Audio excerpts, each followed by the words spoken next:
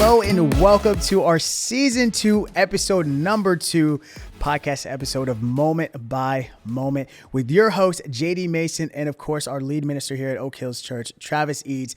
Travis, how you feeling this morning? I'm feeling good. Ready for this topic that we're going to be talking about today. I'm excited. I mean, this is going to be a good one. I mean, this one's an interesting one because this affects people regardless of like status in life, regardless of age. A lot of times, we're talking about doubt.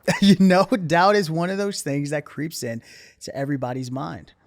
And this is a topic that I was excited to discuss just because I've had a good amount of conversations in my life, about doubt, about how it manifests, about the different types of doubt, but it all kind of goes around the fact that we don't talk about it enough. That's why we're talking about it here. Oh yeah. So yeah, we want to surface some of these things that people don't talk about. The thing about doubt, what's funny is when somebody is brave enough to go, kind of raise their hand and go, I struggle with doubt. Anybody else? And they're like, oh, you too? Oh yeah, I do too. And then all of a sudden it's like so normal because we realize that we all struggle with it in some way or another. And so it's normal. But we don't always know that because we won't always bring it to the surface. Yeah. So, I mean, when you think about doubt, how, what is like, not a definition, but how would you describe it? Well, I would say that it's one of those things. Sometimes maybe it's questioning, right? Questioning can lead to doubt, which how many of us, we've all questioned at some point. We've got life's big questions of life, and then we've got all these little questions that we have in life. And so I think sometimes when our expectation and reality doesn't match up, sometimes that dissonance can cause us to doubt. Why did the expectation not match the reality? And so I think that, and a lot of times, that happens, especially in spiritually, as we're talking about God and we have these expectations of God, for example, and maybe He doesn't meet our expectation, that can cause doubt as well. I mean, yeah, it's so interesting because, a lot of times we put expectation on God for what we think is best, and That's right. You've heard the phrase, like, I'm glad, we didn't get everything we prayed for because it's God knows all things and we don't. But, when it comes to doubt, it affects, I said all ages a second ago, and that's truly what it is. It's no matter your age, there's not a time when you age out of doubt. And you arrive and you're like, man, I'm finally at a place where I'm fully trusting in God for every moment of my existence. And that's kind of where I want to open it up. When you even consider biblically, like, can you like give us some examples of like people who battle with doubt even in the Bible? Well, one of my favorite places in Scripture is Mark chapter 9. In Mark chapter 9, you've got Jesus. He's walking with these disciples, and they've been walking with one another. They've been healing. They've seen a lot of amazing things. But then they come upon this father, and so they're having this conversation in Mark chapter 9, and they're right there in verse 17. It says, "Then one of the crowd answered and said, 'Teacher, I brought you my son.'" So now there's this dad, and he's bringing his son. And he's got this mute spirit, or he's got this spirit that's kind of taken over his son, and wherever it seizes him, it says it throws him down, and he foams at the mouth, gnashes his teeth, and becomes rigid. So I spoke. This is the dad. So I spoke to your disciples that they should cast it out, but they could not. So now we've got this tension with the disciples. They're not able to do this. So where is the power? And so this dad, he's desperate, right? So he comes to Jesus. This is like last resort. Like, I hope you can do something. He answered him and said, and this is Jesus speaking, "O faithless generation, how long shall I be with you? How long shall I bear with you? Bring him to me." And so the dad does. The dad brings the son to Jesus, and the spirit convulsed him, and he fell on the ground and wallowed, and he's foaming at the mouth. Okay, so this isn't the time like, hey, Jesus, let's go get a cup of coffee and talk about this. No, there's urgency. The son is on the ground. Everything that had been happening to him is happening now right in front of Jesus. And so what Jesus says to him, so he asks the father, how long has this been happening to him? And he says from childhood, and often he has thrown himself into the fire and into the water to destroy him. But if you can do, and now listen to this, Dad, but if you can do anything, have compassion on us and help us. I mean, can you imagine looking Jesus in the eye and saying, if you can do anything. But the truth is we can't imagine that, right? Like in that moment, he doubted, even though in his desperation, he believed. And so here's the key verse. Jesus said to him, if you can believe, all things are possible to him who believes. And now listen to the dad's response. Immediately the father of the child cried out and said with tears, Lord, I believe, help my unbelief. Mm-hmm. Lord, I believe, help my unbelief. So he's saying, hey, if I don't have enough faith in Jesus, would you just help me have more? Mm-hmm. So he's taking his doubts to Jesus. And here's how the story ends. When Jesus saw that the people came running together, he rebuked the unclean spirit, saying to it, deaf and dumb spirit, I command you, come out of him and enter him no more. Then the spirit cried out, convulsed him greatly, and came out of him. So the faith was enough for Jesus to heal. But I love what the dad said. Yeah. I believe, help me with my unbelief. And I think that's where a lot of us are. Yeah. I even think about Thomas, doubting Thomas. Yeah.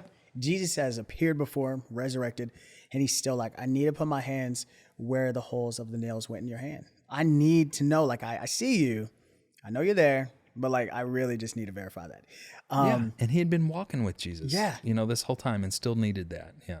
And, it's like, blessed are those who believe and do not see was the response. And I consider about how, throughout my life, I've battled with doubt. Have you battled with doubt in your life at all? I have. Wait, like one time or like in your whole life, or you mean multiple times? Pretty much started in childhood and continues to today. And I think is it okay if I say that? Yeah, I think that would surprise a lot of people, because we don't talk about doubt.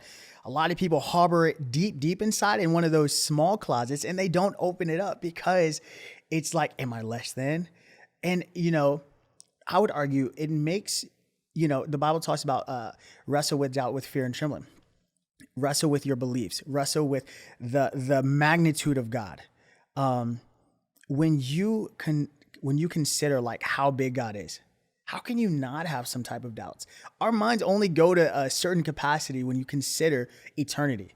I remember when I was a kid, it would freak me out because I think about eternity and it would like make my brain hurt. And I'm like, I can't encapsulate all of this in my mind, so I must not be a believer. Like, and that was that was kind of like where I first started struggling with doubt, was like when I considered eternity. And I'm like, man, this is so beyond me. Like, these other people all have it. They all have it together, and I am the only person who is struggling with this. Yeah. And I've experienced that from that same perspective. But somewhere along the line, I started to think, I want to worship a God who is worthy, who's so much beyond what I can fathom, beyond the answers that I can come up with. I want, God is worthy because he is beyond my questions. He's beyond my doubting. And so at some point that just really started the same thing. So here's the point. The same thing that caused that doubt was now the same thing that was increasing my faith. That's it right there. The moment you fully understand God, he ceases to be God. And so give us give us an example, Travis, of like when, I guess what specifically, there's a lot of ways, people doubt God. It could be existence. It could be his power.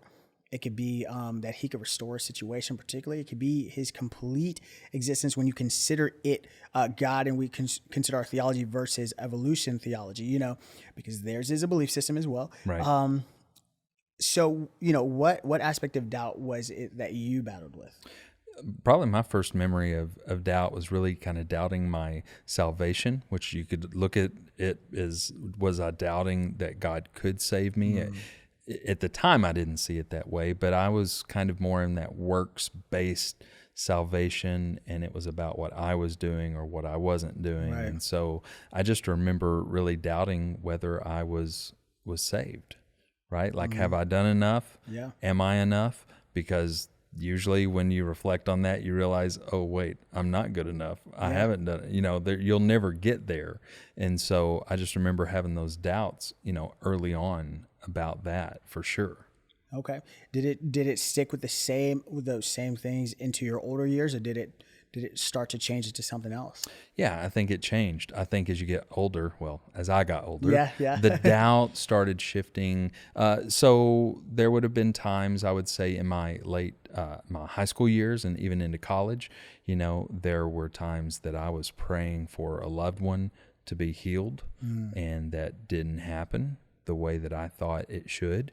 And so those were moments where I'm coming back to God and I'm going, I thought that you were going to do this. I thought you were going to heal them. I thought this was going to be okay. And then I would say into college, there were moments where I wanted certain doors to open so bad to me, and I thought they should, and then God didn't make those things happen. And so, it's circumstantial, right? Or it could be things that you're praying for in the world. You're praying for peace. You're praying for an end to this calamity, or you just see the things happening in the world, and you start to think, well, God, are you able? Are you willing? Do you care?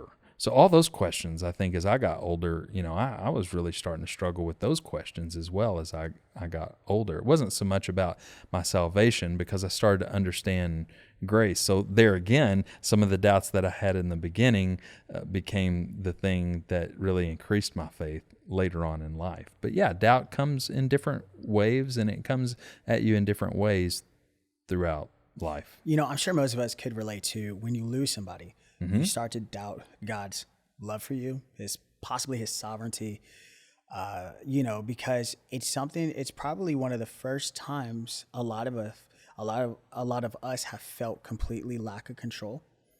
That's right. And you don't know how to react. There's nobody to blame except God. He's the only person who we ever believed had that type of power. There's nothing else we attributed it to. So when we think about the people who immediately have doubt after that, and then you look at people who have maybe doubted early on in their life, and that was like one of the ways that they coped. And as you get older, you start to realize that's when you start to turn to God. It's like you said, when you doubt and you wrestle with it, and you pray about it, you talk to God about it, you talk to other people about it, you start to overcome that particular doubt in that type of way. And you start to grow and you start to mature. So the next time that situation arises, you think back how God carried you. You think back to how God still brought joy in the midst of sorrow. You consider how that affected other people in a positive way. He uses circumstances of the impossible to bring about the change that he wants to see in you.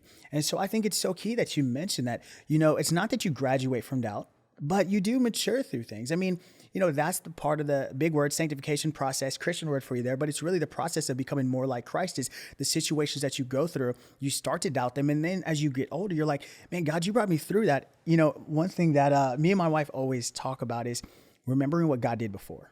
Whenever, because I'm a situational doubter. I'm like, I have I'll be quick to forget what God had already done. And so that's why she always says it. It's really her saying it to me, let's be honest. So she's like, remember what God did, blank and blank. And he's the same God as right then. So he can definitely handle the situation in front of you now. And so I'm like, okay, you're right.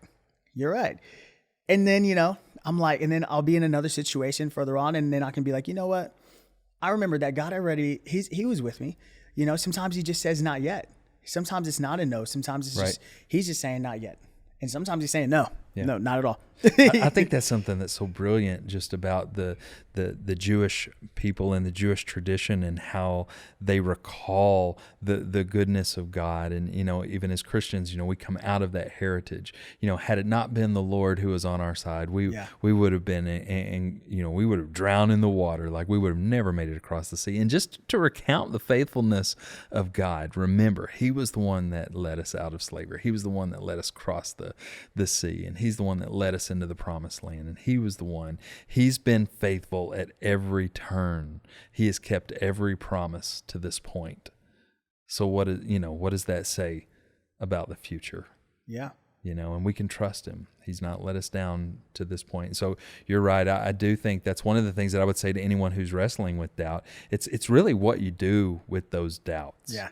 Right? Like if you think, okay, I'm the only one. I'm the only one that has doubts, that feels this way, Right. then you're likely not to talk about it. And again, like we've talked about in some of the other podcasts, shame starts to set in and really start to suppress that. But I love this quote from Os Guinness. He says, the shame is not that people have doubts, but that they're ashamed of them. That's it right there. Yeah. It's like, please, like, I don't want to let you know. Like, Right. Right. I want to keep it all inside. Yeah, and so as we keep it all inside, we don't tend to deal with those things. But if we can talk about our doubts, then we can take them to Jesus, just like the dad did. We can take them to Jesus and say, "Hey, I believe, but help me with my unbelief. Help me believe more. Help strengthen my faith." And, when I think about how many people have different types of doubt, I mean, could you speak to any other types of doubt, maybe conversations that you've had, with people, like, and just kind of open them up for people who are like, well, that's not my particular doubt. Are there other things possibly that you've had conversations about? Yeah, I think some of it's circumstantial, situational doubt.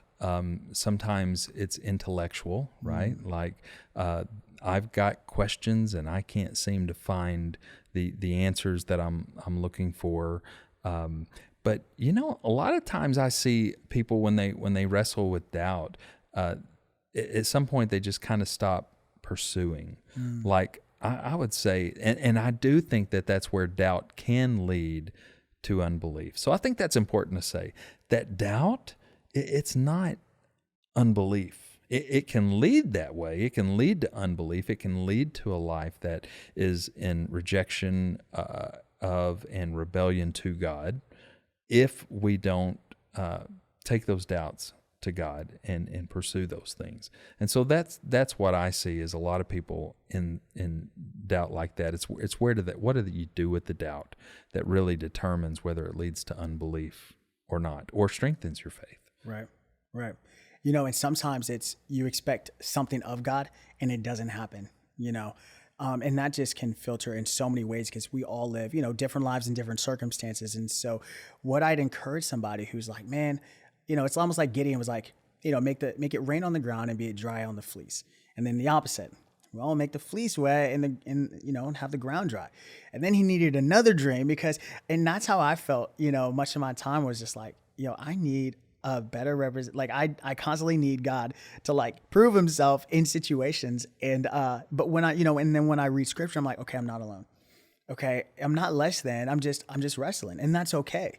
And it was like, I just needed to know that it was okay that I was doubting, that I'm not less of a Christian, that I'm still saved, and we're going to be okay.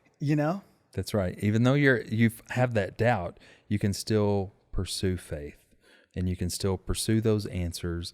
And, you can get into this place where it's like, okay, I got this question answered. What's the next question? Yeah. And you can get into this cycle where you're just constantly questioning. And let's be honest, that's why we need faith. I mean, There are some things that we're not going to be able to see, that we're not going to be able to touch, that it's going to take faith. Right? But that faith can be strengthened.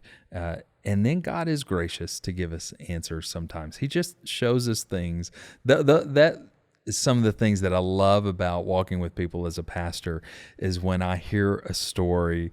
Okay, so I'll give you an example real quick. This happened just a few weeks ago. Okay. There was a lady and her son who they couldn't start their car in the parking lot, and somebody went to. They said, "Do you have jumper cables?" And their answer was like, "What are jumper cables?" Okay, so they were in trouble. They were in trouble. No. So the guy helps them. They're trying, but nothing's working, right? Like that's it. It's nothing. And the guy starts to walk away, and he goes, "You know what? I thought I haven't even prayed with them." So he goes back to the car and he prays with them, and he just prays like over the car. It's like, God, these folks, they need this car to start, and so they jump back in there and it starts right up. Wow. Now, why would God give a moment awesome. like that? Well, the people who were getting the car jumped, they weren't believers. They were seeking. Wow. They were seeking, and so as the story comes out, it's one of those, they're exploring faith. And did God give them that moment, just to help them see him, in that moment. It wasn't just about the car or about their need, but God draws us near. And I think that's the promise, right? Even in our doubt, God is still drawing us near. And he's so good. Yeah. And he's so kind to do that in unexpected ways.